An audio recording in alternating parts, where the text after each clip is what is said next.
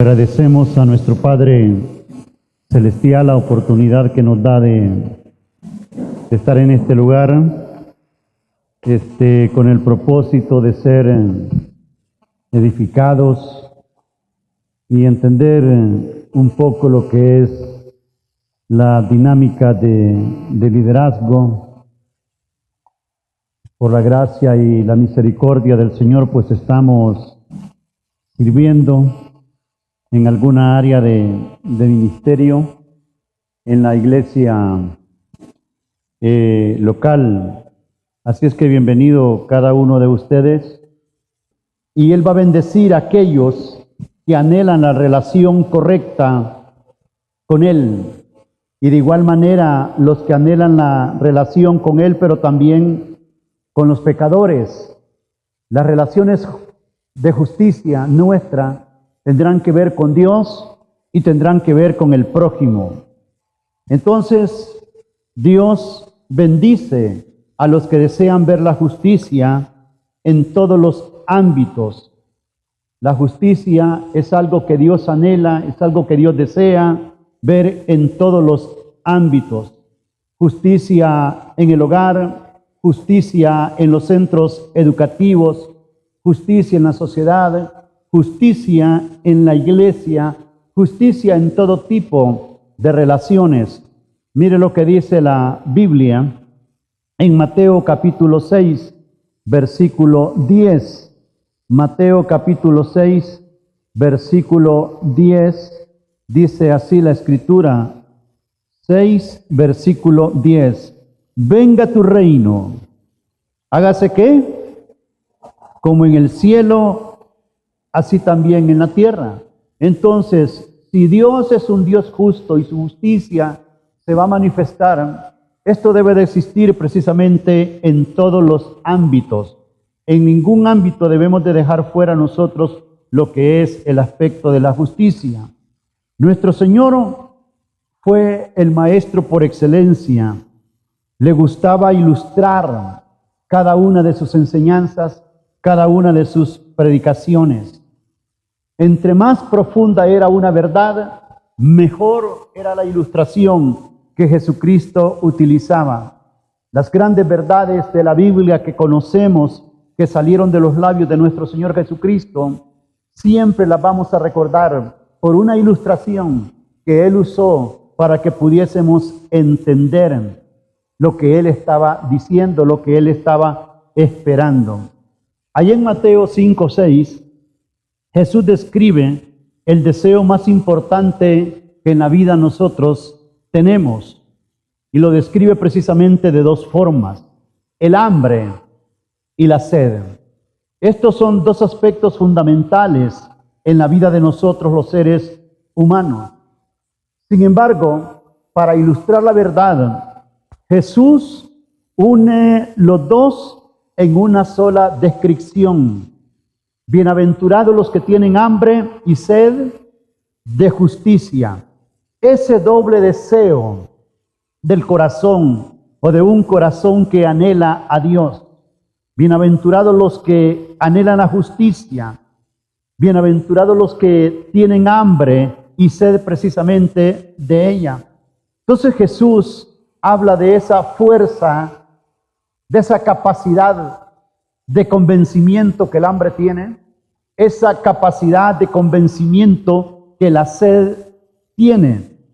Y ese es el deseo que Dios espera ver en el corazón de cada uno de nosotros, como seres humanos, pero particularmente como líderes. Recuerden que los primeros receptores del Sermón del Monte eran precisamente sus discípulos.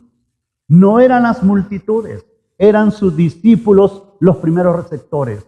Entonces, tener hambre y sed de justicia desde la perspectiva de Cristo es una oración para compartir la presencia de la naturaleza y el carácter de nuestro Padre Celestial, la presencia del carácter de nuestro Señor Jesucristo, su naturaleza en cada uno de nosotros. Vayamos a Efesios capítulo 4, versículo 24. Efesios capítulo 4, versículo 24. Dice así las Sagradas Escrituras. Efesios 4, 24. Y vestíos, ¿de qué nos vamos a vestir? Del nuevo hombre, creado según que la justicia y la santidad de Dios. El vestido viejo, ese no es creado conforme a la imagen de Dios. Entonces no es un vestido que nos va a conducir a la justicia. El viejo hombre, la vieja naturaleza, eso nos va a llevar a desarrollar el carácter y el corazón de Dios, a desarrollar la naturaleza de Dios. El llamado entonces en Efesios 4:24 es que nosotros tomemos el vestido de la naturaleza de Dios, porque es precisamente ese vestido el que nos va a llevar a ser amantes de la justicia y a vivir precisamente dentro de ese contexto. El hambre de Dios, la justicia de Dios, es lo que Jesucristo está esperando ver en el corazón de los líderes, en la espiritualidad de aquellas personas que iban a ser los comisionados para llevar el evangelio hasta lo último de la tierra. Entonces es bien importante reflexionar sobre algunas interrogantes. ¿De qué tiene hambre y sed? ¿Cuál es la única cosa que usted anhela realmente? Como líderes del pueblo de Dios, ¿se le conocerá a usted como una persona que ama a Dios y obedece sus mandamientos? Si hablamos de hambre y sed de justicia, pensemos en esto. Es lo que nos va a hacer líderes espirituales, el tener hambre y sed de justicia, el ser conocidos por alguien porque amamos a Dios y porque obedecemos sus mandamientos. Cuando las personas se refieren a usted, ¿en qué términos las personas se refieren? Él es una persona obediente a Dios. Ella es una persona obediente a Dios. Ella es una sierva del Señor. Él es un siervo del Señor. ¿Cómo se refieren las personas a nosotros?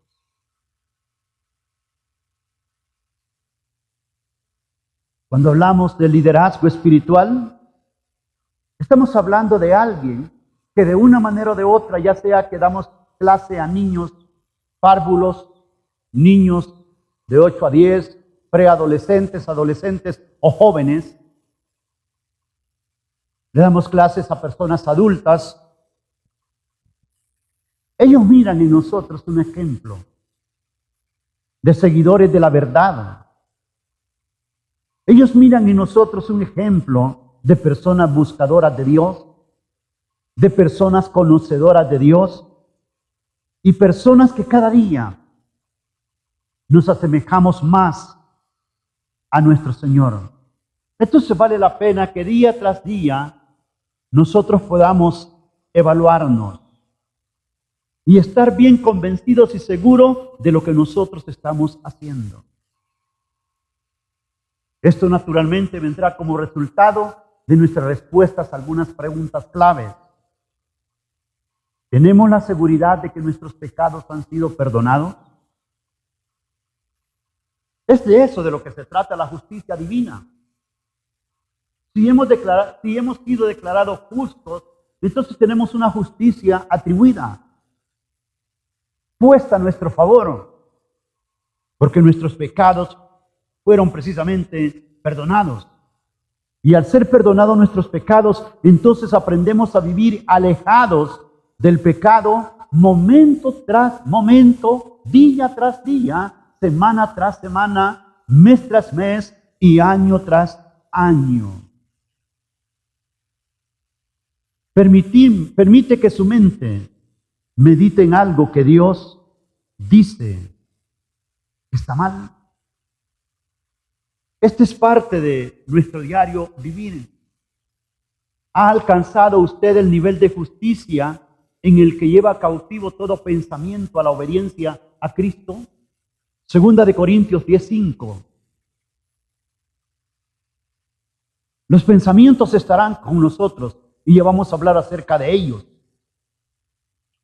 Sin embargo, si tenemos hambre y sed de justicia, esa hambre y sed de justicia tendría que habernos llevado a un nivel en donde los pensamientos oscuros, los pensamientos malos, los pensamientos de las tinieblas, los llevamos a la obediencia a Cristo.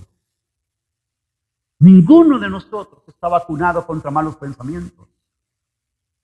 Pero ¿qué hacemos con ellos?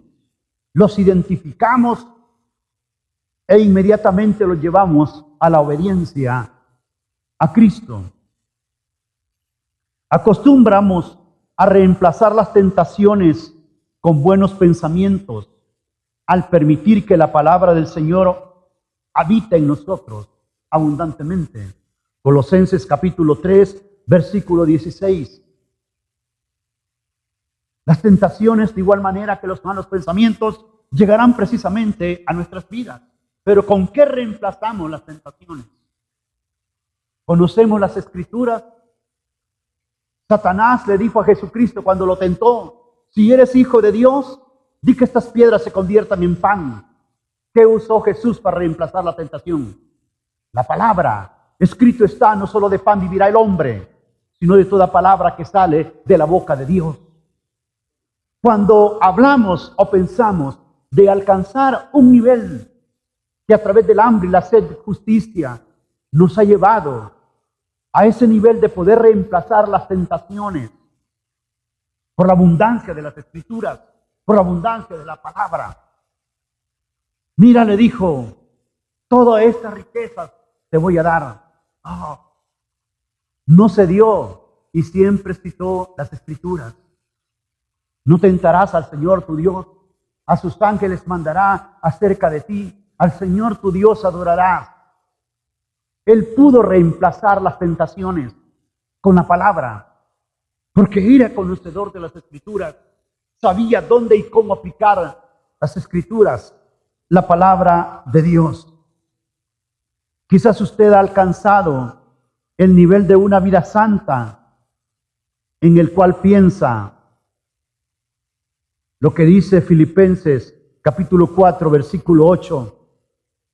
Todo lo que es verdadero, todo lo honesto, todo lo justo, todo lo puro.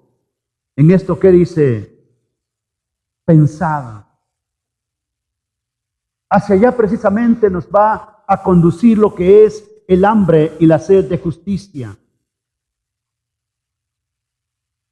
Hacia allá nos va a conducir ese llamado del Señor a cada uno. El mundo está lleno de cargas, nosotros estamos llenos de cargas. Pero es precisamente a través de la práctica de la justicia, de vivir con hambre y sed de justicia, que nosotros vamos a llegar a tener esta bendición de vivir precisamente a esos niveles. No estamos hablando de una hambre y sed de justicia humana. ¿Cuántos en el mundo entero luchan por justicia? Pero ¿qué tan justos son ellos? ¿Qué tan justos son ellos? Está completamente divorciado de la justicia divina, del plan y diseño de Dios, de lo que es precisamente ser justo. Ora usted en la mañana. Le entrega usted su día a Dios. Tiene un devocional de la lectura de la palabra del Señor todos los días. Estamos hablando de hambre y sed de justicia. Esto es lo que a nosotros nos hace precisamente espirituales. La búsqueda de Dios, el conocimiento de las Escrituras. Escúcheme bien, toda nuestra vida debe de ser una búsqueda de permitirle al Espíritu Santo que nos transforme. Cada instante, a cada momento, tenemos la oportunidad de ser expuestos a algo que quizás Dios desea que mejoremos, que cambiemos como líderes para poder ser transformados y así cumplir el sueño del Señor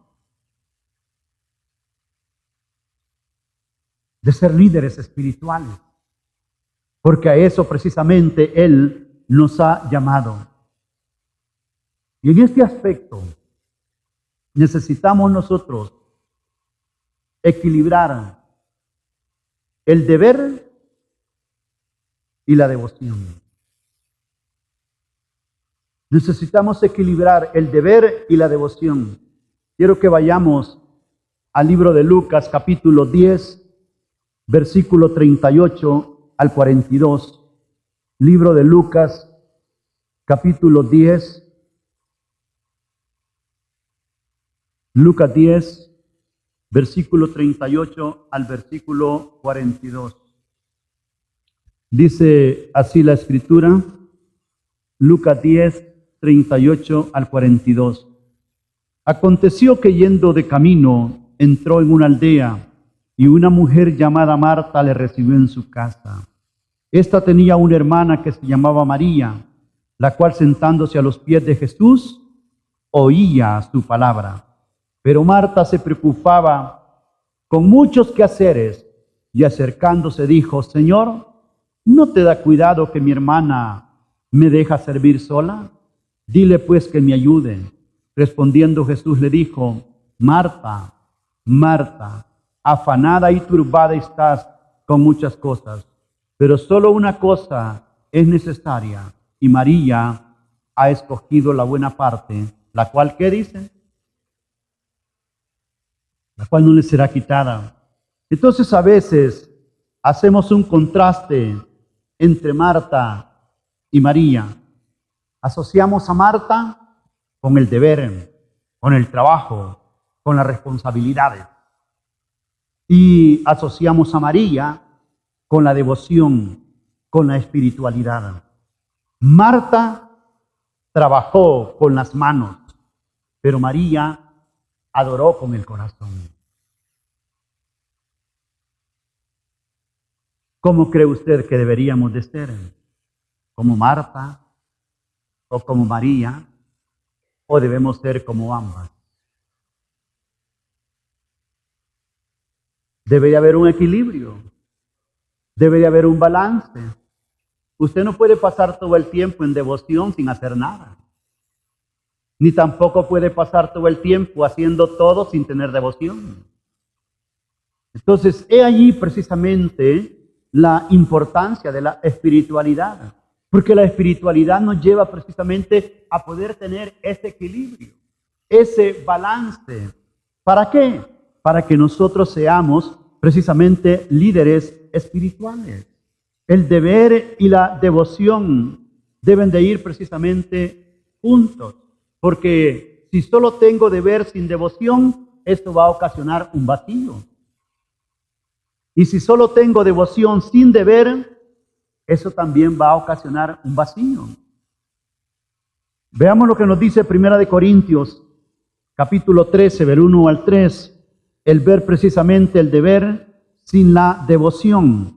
1 Corintios 13, versículo 1 al versículo 3, dice así las Sagradas Escrituras. Si yo hablase lenguas humanas y angélicas y no tengo amor, vengo a ser como metal que resuena o címbalo que retiñe. Y si tuviese profecía y entendiese todos los misterios y toda justicia, y si tuviese toda la fe de tal manera que trasladase los montes y no tengo amor, nada soy. Y si repartiese todos mis bienes para dar de comer a los pobres, y si entregase mi cuerpo para ser quemado y no tengo amor, de nada me sirve. Entonces, este es precisamente el hecho cuando nosotros vemos el deber sin la devoción. Así precisamente, el Señor dijo, me amarás con todo tu corazón, con toda tu mente. con todas tus fuerzas. Ahí va precisamente el balance, el equilibrio que cada uno de nosotros debe de tener. Pero lo bueno, el hacer precisamente ese balance, ese equilibrio, eso va a ser el resultado de ser precisamente líderes espirituales. Lo bueno del amor, lo bueno puede distraernos de lo mejor. Dios no se complace cuando nuestro amor se enfría. En Apocalipsis capítulo 2, versículo 2 al 6, nosotros vemos al Señor reclamando a esa iglesia que había perdido su primer amor. Entonces debemos de tratar de mantener ese balance, ese equilibrio para hacer las cosas. La prioridad de nuestra vida debe ser la devoción. Lo más importante en la vida debe de ser precisamente desarrollar esa devoción que nos va a hacer semejantes a Cristo. Sin embargo, no podemos olvidar el deber. Amamos con el corazón, amamos con la devoción, pero también servimos con nuestra mente, con nuestro corazón y con todas nuestras fuerzas. Entonces, ¿qué puede hacer usted si desea el hambre y la sed de justicia? ¿Qué puede hacer usted si ha perdido el apetito? Eso jamás. Pero nos referimos al apetito de Dios, al apetito de la justicia, al apetito de la sed, del hambre de Dios. ¿Qué puede hacer usted? No arruine su apetito. No arruine su apetito. ¿Sabe? Comer golosinas y comer comida chatarra disminuye el deseo de las cosas buenas. Yo tuve un amigo que cuando le servían una hamburguesa, le sacaba la lechuga, le sacaba el tomate, le sacaba el pepinillo y solo dejaba el pedazo de carne, el queso y los 2 pedazos de pan. Y le decía, ¿y no se come eso usted? No, me decía, yo no soy conejo. Así que cuando nosotros comemos comida chatarra, perdemos el apetito por la buena comida. Perdemos el apetito por la buena alimentación. Entonces, de igual manera, alimentar los malos deseos de la carne, alimentar los malos pensamientos, eso es perder el apetito por las cosas buenas, perder el apetito por las cosas de Dios. Eso va a disminuir nuestro deseo. Y hermanos, el tiempo en el que nosotros vivimos, la televisión, las redes sociales, el cine, puede consumir todo nuestro deseo de Dios y distraernos precisamente en estas cosas.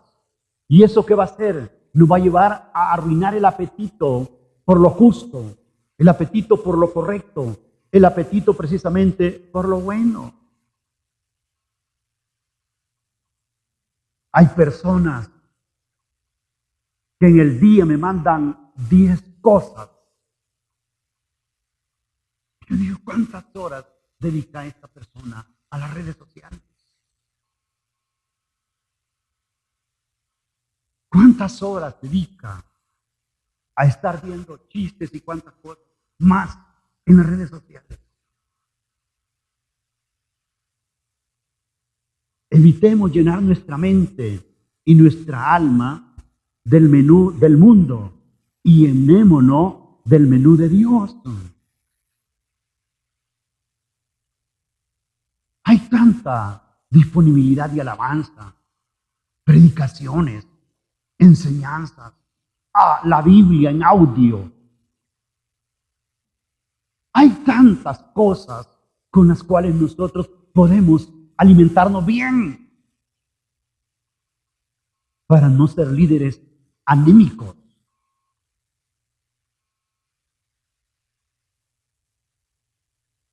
No arruinemos el apetito. Jesucristo dijo: bienaventurados los que tienen hambre y sed de justicia. No arruinemos el apetito de lo correcto. Coma pequeñas porciones de alimento espiritual, aunque usted no tenga hambre. Le falta el deseo para leer los 4 capítulos de la Biblia que corresponden el día de hoy. Lea un capítulo. Y si cree que un capítulo le puede causar indigestión porque se va a sentir muy lleno, pues solo lea la mitad. Como cuando dice usted: hoy no tengo hambre, me voy a comer un churro. Entonces hoy no tengo mucha hambre, solo voy a leer medio capítulo.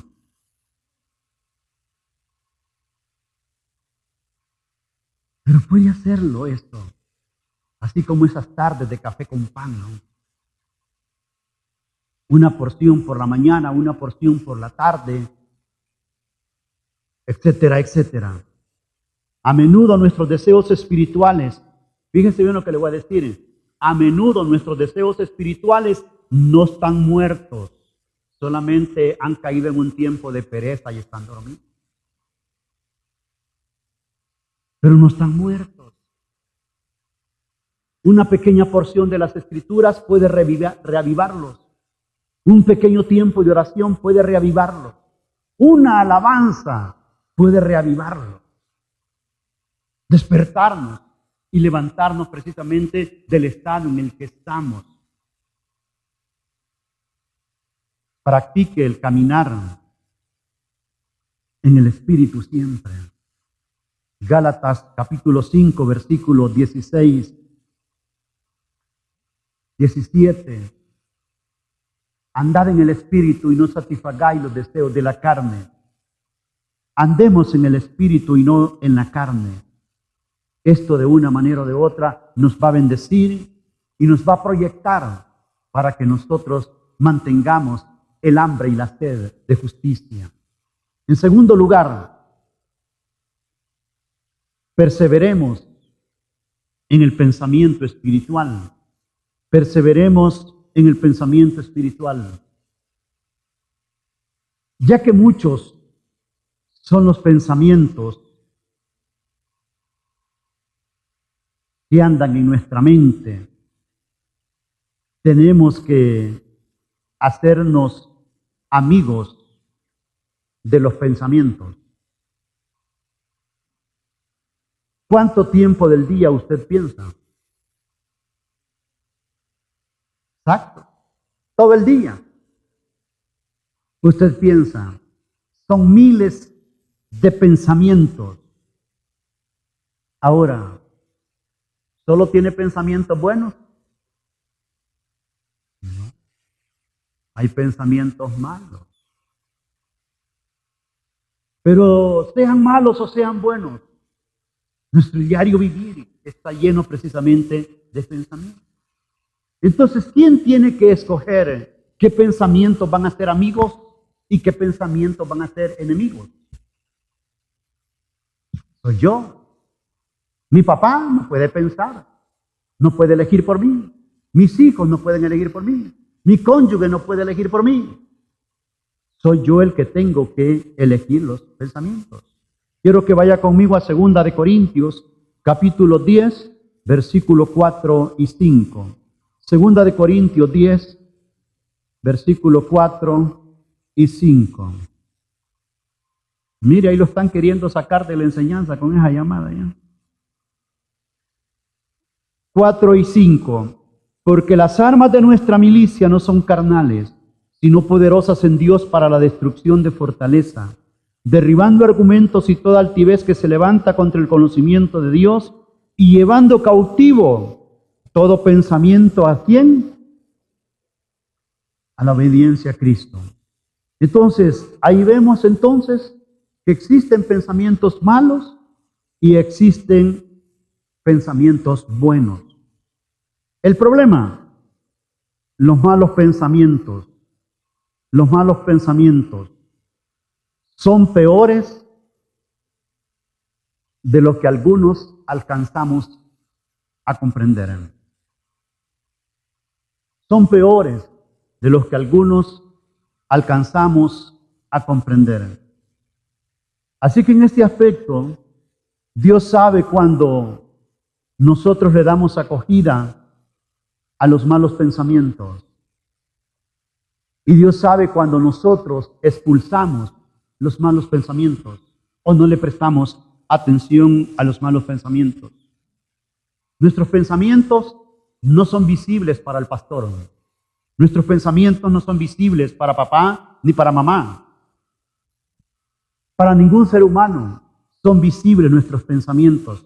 Son desconocidos totalmente para otro ser humano nuestros pensamientos. Pero Dios ve los pensamientos de cada uno de nosotros. Mire lo que dice el Salmo 94, versículo 11. Salmo 94, versículo 11. Salmo 94, 11. Dice así las Sagradas Escrituras en el Salmo 94, versículo 11. Jehová conoce los pensamientos de los hombres, que son vanidad. Jehová conoce los pensamientos de los hombres. ¿Qué pensó usted en este momento? Dios conoce su pensamiento. Dios sabe precisamente lo que usted pensó, lo que usted está pensando. Los pensamientos impuros son repugnantes, ofensivos al Espíritu Santo.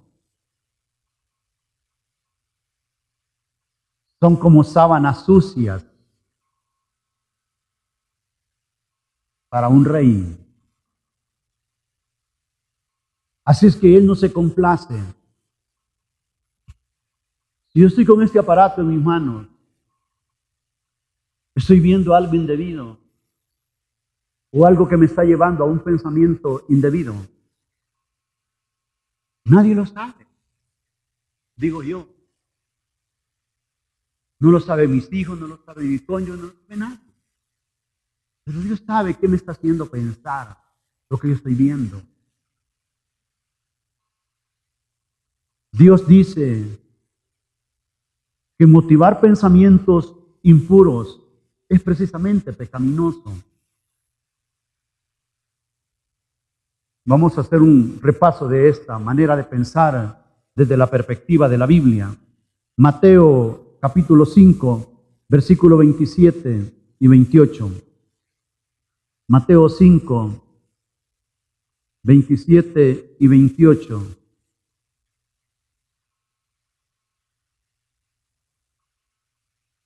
Cinco, 27 y 28. Oíste que fue dicho, no cometerás adulterio. Pero yo digo que cualquiera que mira a una mujer para codiciarla, ¿qué hizo? Entonces, Jesús dijo que deleitarse con pensamientos de lujuria es adulterio. Repito, alimentarse con pensamientos de lujuria es adulterio. No tengo que irme a meter a una habitación, no tengo que ir a un motel, no tengo que estar con una persona extraña. Con solo el hecho de alimentar mi pensamiento con lujuria, eso desde la perspectiva bíblica es precisamente adulterio. Por eso decimos que los pensamientos impuros son pensamientos pecaminosos. Los psicólogos, los psiquiatras pueden decirte cualquier otra cosa, pero nuestro manual de psiquiatría es la Biblia. Y la Biblia establece precisamente que esos pensamientos impuros son pensamientos pecaminosos. También mantener pensamientos de odio. Fíjese bien, mantener pensamientos de odio es homicidio. Primera de Juan capítulo 3, versículo 15. Primera de Juan capítulo 3, versículo 15. Dice así la escritura en Primera de Juan capítulo 3, versículo 15. Todo aquel que aborrece a su hermano es homicida. Y sabéis que ningún homicida tiene ¿qué? Tiene vida en él. Entonces, el alimentar precisamente esos pensamientos de odio, de rencor, de resentimientos, eso lo considera la Sagrada Escritura un homicidio. Entonces ese es un pensamiento pecaminoso, porque la Escritura dice no matará. Entonces no tengo que tener precisamente el puñal en la mano o el arma en la mano. Con el pensamiento de odio, con el pensamiento de venganza, con ese resentimiento que yo ahí tengo. Los pensamientos continuos de amargura se convierten en una raíz que contamina a muchos. Mire lo que dice Hebreos capítulo 12, versículo 15. Hebreos 12, 15. Dice así la Escritura, 12, 15. Mirad bien, no sea que alguno deje de alcanzar la gracia de Dios, que brotando alguna raíz de amargura os estorbe, y por ella muchos sean contaminados. Entonces, este tipo de pensamientos que vienen como consecuencia de una raíz de amargura se convierten en una raíz que contamina precisamente a muchos. Y esa es la experiencia que pasa en diferentes ambientes, en diferentes esferas. Los pensamientos de falta de perdón pueden causar que nosotros perdamos el perdón de Dios. Muchos pensamientos pueden haber al respecto de la falta de perdón, de no conceder perdón, de no perdonar a otros. Eso nos puede llevar a perder precisamente nuestro perdón. Esto lo puede leer usted en Mateo 18, 21 al 35. No lo vamos a leer porque es toda la parábola. Los pensamientos de codicia son los mismos que la idolatría. Colosenses capítulo 3, versículo 5. Entonces, este tipo de pensamientos que la Sagrada Escritura establece como malos pensamientos y que son precisamente pensamientos pecaminosos, somos líderes espirituales, hermanos. Sea que estemos sentados en algún lugar, en algún parque, bajo de un árbol o donde andemos. La bendición que tenemos es que Dios está con nosotros. Y si Dios está con nosotros, Dios va a conocer cada uno de los pensamientos malos que tengamos. Entonces, ¿qué tenemos que hacer? Acoger pensamientos limpios. Porque el acoger pensamientos impuros, esto nos lleva precisamente a la cautividad. No es posible, hermanos, que fuimos libres, nos convertimos en líderes, pero luego le damos espacio a los pensamientos impuros. Y esos pensamientos impuros nos llevan a caer en esclavitud. Y estamos al frente de personas, estamos liderando personas, pero con pensamientos impuros que nos llevan precisamente a caer en la esclavitud. En el Evangelio según San Juan, capítulo 8, versículo 34, conoceréis la verdad y la verdad os hará libres. Pero también es el concepto de Gálatas 6:7. Gálatas 6:7. Lo que sembramos, eso cosechamos.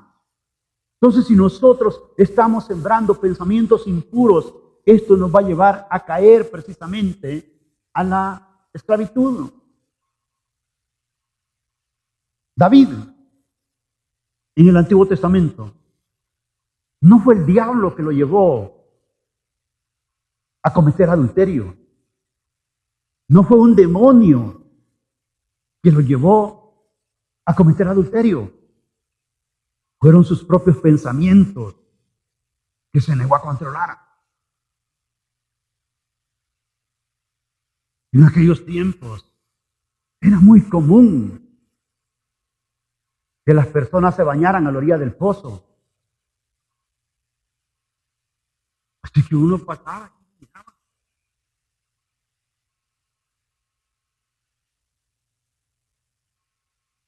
En el caso nuestro, donde nosotros crecimos, yendo aldeas a pueblos, ahí mirábamos a aquellas mujeres dándose agua en la pila. Yo recuerdo una vez que viajé allá por el lado de Sabá, hace unos 30 años atrás, con unas hermanas, a dar un seminario. Y cuando les dijo la señora de la casa que se estaban hospedando, ahí báñense en la pila, les dijo. Y dicen las hermanas, y no hay baño, dice, no hay pared. No, dice, aquí no acostumbramos, ¿eh? Hay que los varones vayan al río a bañarse y ustedes se bañan ahí en la pila. Para las mujeres de normal, bañarse. Entonces Betsabé estaba allí. Él no controló sus pensamientos.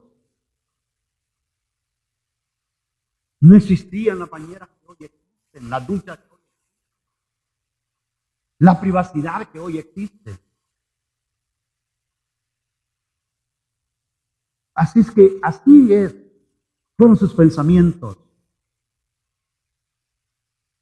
Juan el Bautista preparó el camino del Señor.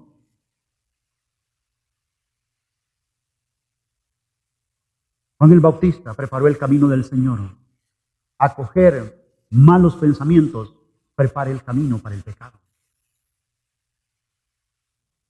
Independientemente de la tengamos. El acoger malos pensamientos prepara el camino al pecado. Uno de los líderes de la misión Luz del Mundo está siendo juzgado actualmente. En la computadora que le decomisaron, encontraron pornografía infantil. Se le acusan de 21 violaciones sexuales. ¿Cuándo se hizo esclavo? No es el demonio, no es Satanás. Son los malos pensamientos que no los controlan y que le van a conducir a uno precisamente al pecado. La solución, podemos vivir una vida de libertad y de victoria en nuestros pensamientos. Claro que sí. Muchos han creído en la mentira del diablo de que no podemos controlar nuestros pensamientos. Pero eso es una mentira, es un engaño. La verdad es que sí podemos vivir en libertad y vivir precisamente en victoria espiritual. Una vez más, volvamos a 2 Corintios 10:5, llevando cautivo todos nuestros pensamientos a la obediencia a Cristo.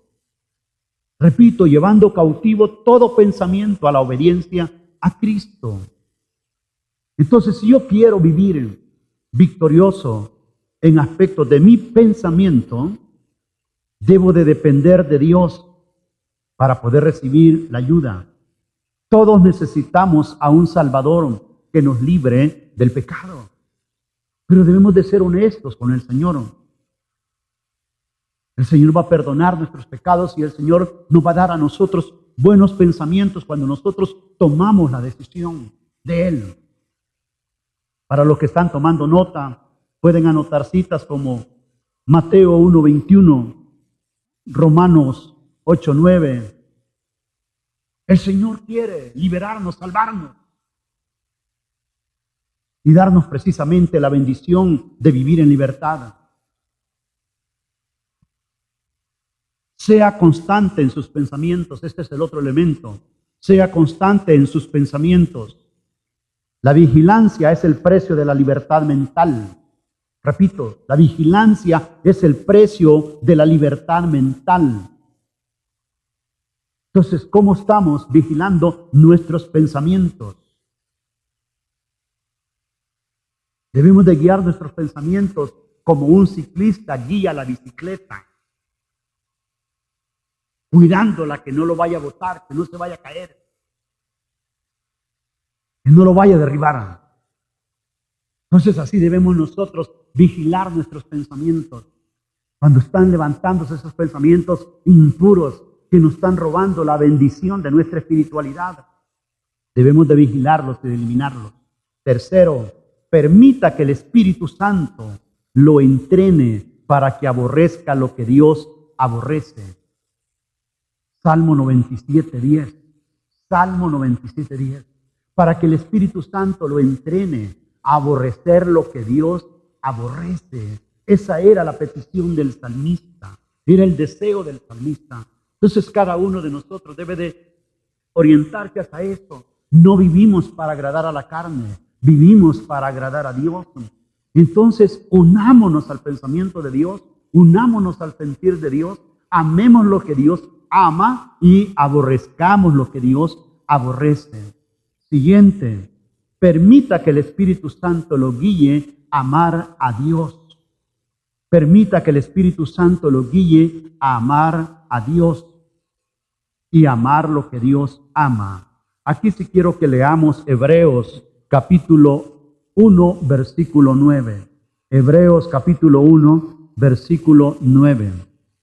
Dice las Sagradas Escrituras: has amado la justicia y aborrecido la maldad, por lo cual te ungió Dios, el Dios tuyo, con óleo de alegría, más que a tus compañeros.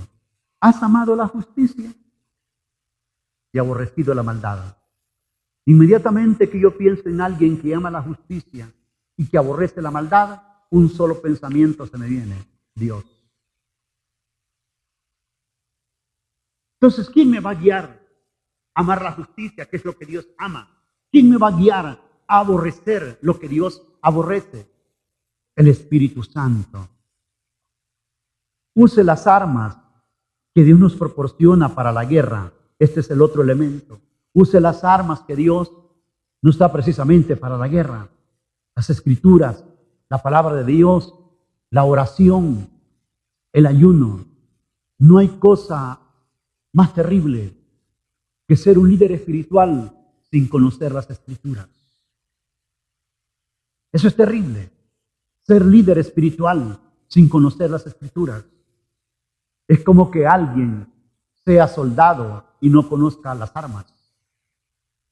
Entonces necesitamos conocer las armas. 2 de Corintios 10:4.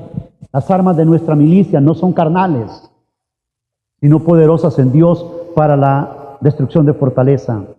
La elección, dos caminos se extienden ante nosotros hoy: el pensamiento del bien, el pensamiento del mal. Somos nosotros precisamente lo que decidimos por cuál camino viajar. Y si somos líderes espirituales, debemos de desarrollar pensamientos sanos, pensamientos puros, pensamientos inmaculados. Y cuando vengan los malos pensamientos, debemos de saber vencerlos y derrotarlos. Y en tercer lugar,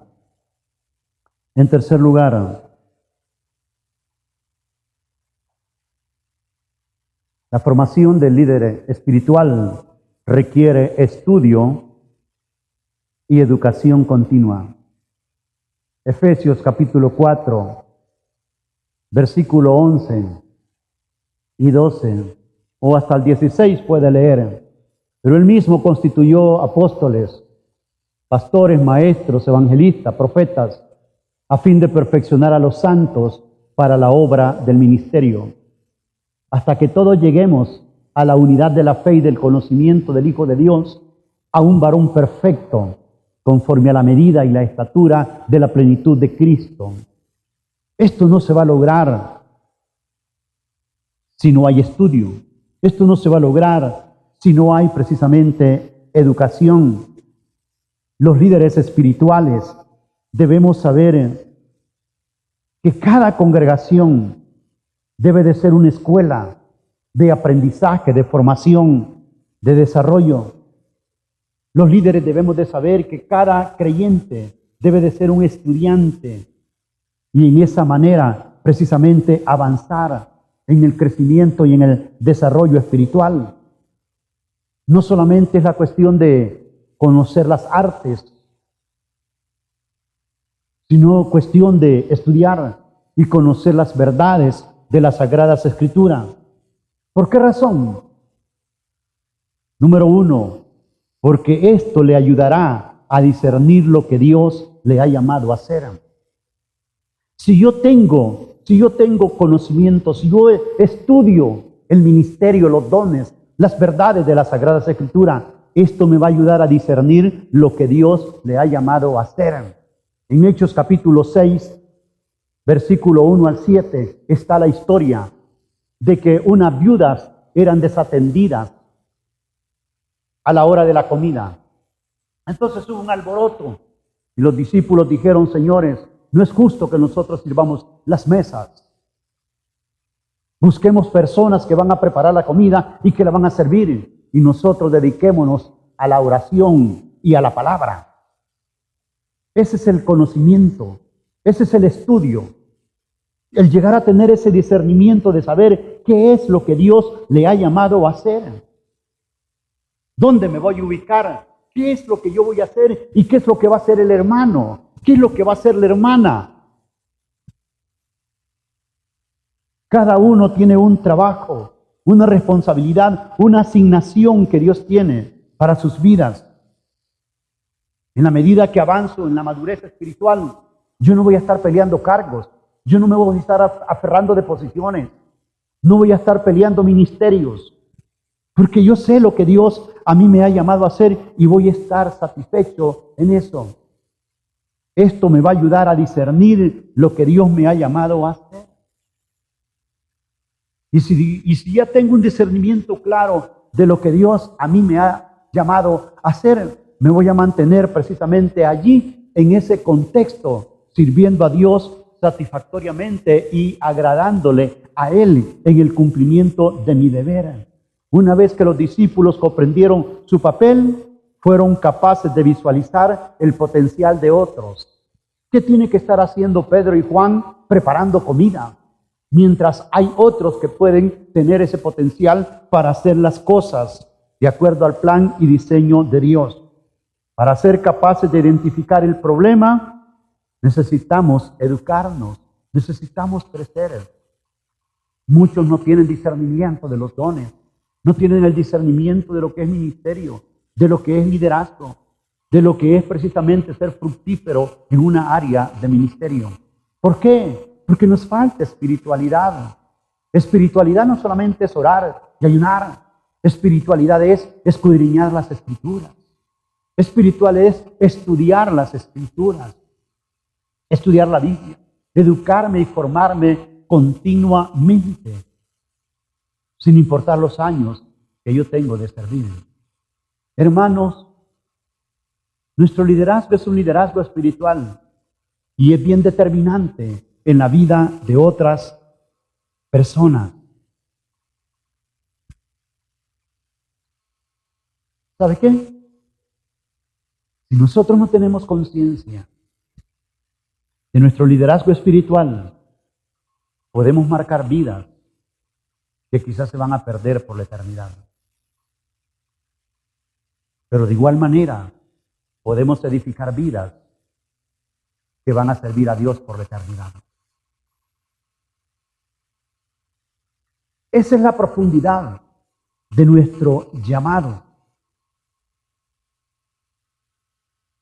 En la iglesia del Señor, no solo el pastor debe de ser espiritual, sino todos aquellos que estamos conscientes, que estamos ejerciendo un liderazgo, debemos de ser formados espiritualmente. Cuando en la iglesia hay tiempo de oración, no debemos de perderlo.